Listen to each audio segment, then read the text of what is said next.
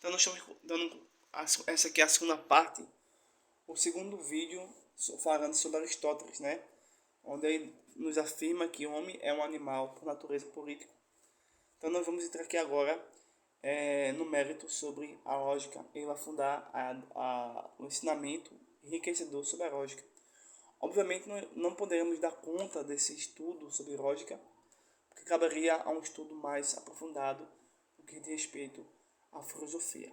Bom, mas aqui a nossa explicação será de valia, onde você vai ter uma basezinha para poder continuar estudando, compreendendo e aprendendo mais informações.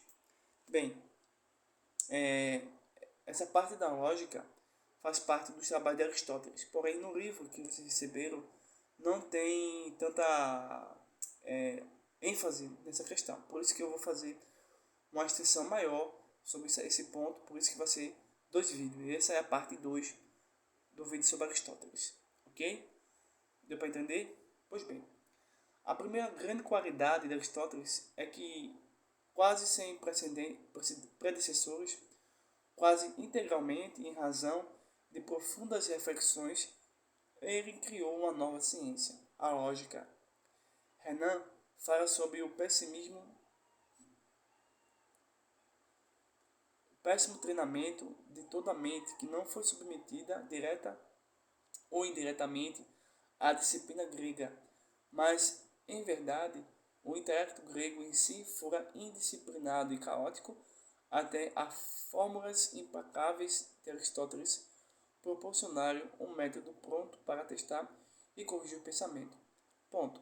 Aqui, meus irmãos e amigos e acadêmicos, o Aristóteles, quando descobre e descreve e sistematiza, ele vai descrever e sistematizar a lógica para que você perceba, por meio desses mecanismos, como você pode entender que tal argumento é falso ou verdadeiro. Hoje em dia, muitos falam muita coisa, mas será que o que eles falam é verdadeiro ou falso? Então, por meio da lógica, por meio desses mecanismos, dessa ferramenta importantíssima para a mente humana, para a razão, podemos testar e corrigir, ou seja, refutar, condenar, evitar e não acreditar no falso pensamento. Do mesmo modo, as pessoas que usarem a lógica podem deixar de acreditar no falso e acreditar no verdadeiro, certo? Um exemplo disso é que duas afirmações opostas não podem ser verdadeiras. Entendeu? Assim, um exemplo. De noite não pode existir sol. Deu para entender? Não pode existir sol. Mas de dia pode existir a lua. Certo? Bem, continuando. A decadência política e econômica da Grécia trouxe um enfraquecimento da mente e do caráter helênico pós-Aristóteles. Mas quando uma nova raça, após um milênio de escuridão bárbara, encontrou novamente o prazer e a capacidade para a especulação, foi o órgão de Aristóteles sobre a lógica, traduzido por Boécio, que se tornou o próprio modelo do pensamento medieval. Lembra-se que no passado, né, e ainda hoje, o cristianismo usa muita coisa de Aristóteles. Tá? A mãe rígida daquela filosofia escolástica, que, embora considerada estéril por dogmas que a rodeavam, não deixou de treinar o intelecto da Europa adolescente para o raciocínio e a sutileza. Construiu a terminologia da ciência moderna e estabeleceu as bases daquela mesma maturidade mental que ultrapassou e destruiu o sistema e os métodos que lhe deram origem e sustentação. A lógica significa, portanto, a arte ou o método do pensamento correto. Então, a pessoa que está argumentando, falando ou pregando, por exemplo, ou ensinando, precisa ter uma lógica. E a logia, que é o método e também é de toda a ciência, toda ciência tem uma lógica. De toda disciplina e de toda arte, até a música acolhe a ideia de logia, certo? O pequeno tratado de Aristóteles sobre definições mostra como a lógica encontrou sustento nessa fonte. Veja só, se quiser conversar comigo, disse Voltaire, é outro filósofo, tá? Defina seus termos. Veja o que ele disse. Quantos debates seriam reduzidos a um parágrafo se os opositores tivessem ousado definir seus termos? Ou seja, deixa eu explicar aqui. É assim. Imagine duas pessoas afirmando duas coisas opostas. Para existir um debate, as duas pessoas têm que estar discordando.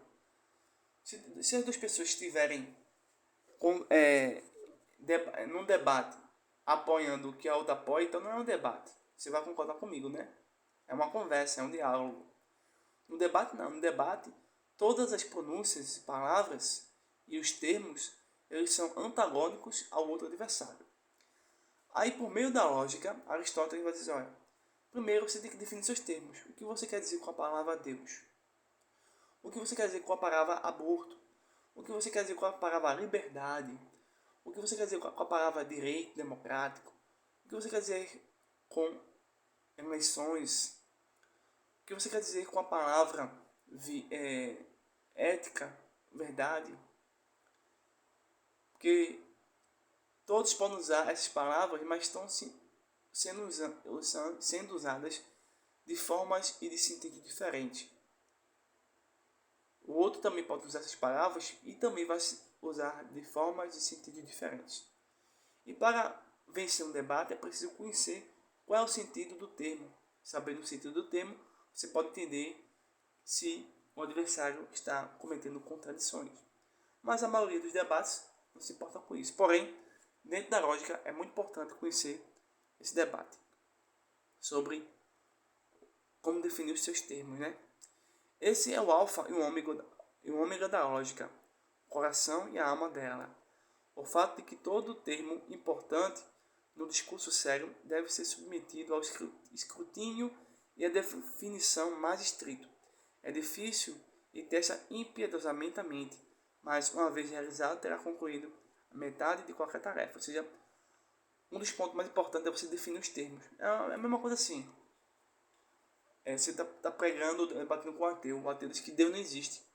Aí se você ficar querendo provar que Deus existe, se você quiser provar que Deus existe, usando diversos argumentos como cosmológico, né, princípio antrópico, enfim, você está perdendo o seu tempo.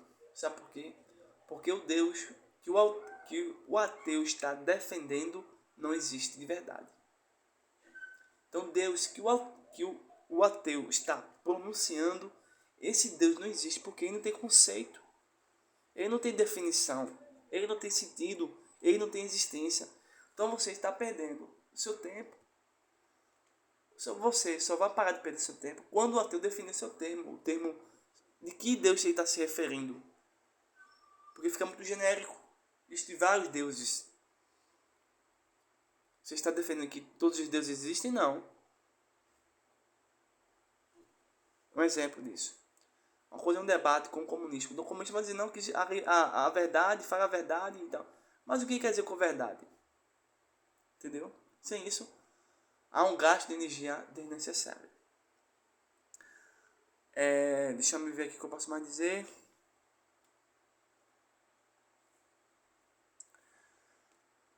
Bem, Aristóteles responde que toda boa definição possui duas partes. Apoia-se sobre dois pés sólidos. Uma boa definição, ok? Primeira base sólida é: confere ao objeto ou ao assunto em questão uma classe ou grupo, cujas características gerais pertencem a elas mesmas.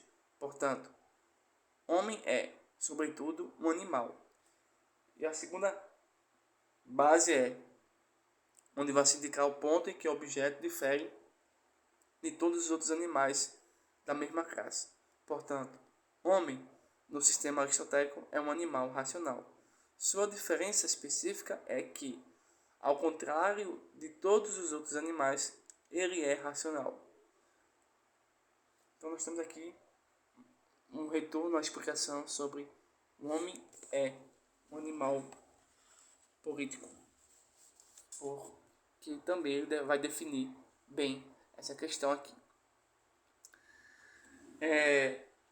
Aristóteles disputou com Platão a terrível